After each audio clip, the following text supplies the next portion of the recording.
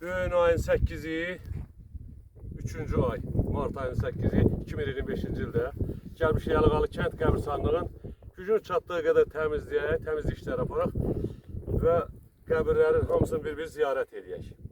Qəbirləri ziyarət etməyimizin də səbəbkarı dövlətimiz, dövlətçiliyimiz, ordumuz və 3000-dən yuxarı şəhidimizin qanı bahasına torpaqlar bir işğaldan azad olunub. Allah cəmi şəhidlərimizə rəhmət eləsin, məkanları cənnət olsun. Kəndimizdə də belə nətər deyərlər, Allaha acıq getməsin.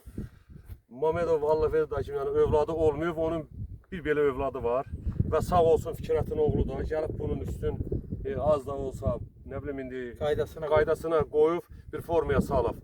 Allah buna Mamedov Allahverdi dayıma qəni-qəni rəhmət eləsin, məkanı cənnət olsun. Ziyarətçisi çoxdur, Əlağalı da nə qədər yaşayan, Əlağalı adına deyirəm, hamısı gələndə yəqin ki Allahverdi dayımı ziyarət edər.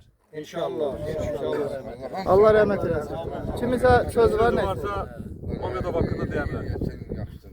Kardeşler, Allah bütünlükte burada dünyasını değişmiş əzizlərimizə 30 ildir, 35 ildir ziyarət eləmədiyimiz o babalar, dədələr ki var. Allah hamısına qəni-qəni rəhmət eləsin. Allah şəhidlərimizə rəhmət eləsin. Allah ordumuzu daimi qədim dəmir yumruq kimi eləsin, Ali Baş Komandan dediyi kimi. Mən Yaşarın adından, Yaşar uzaq Sibirdən bizə böyükəm dəstək olub, demək olar ki, bizə dəstək olub bugün burada bizim olmağımızla bağlı.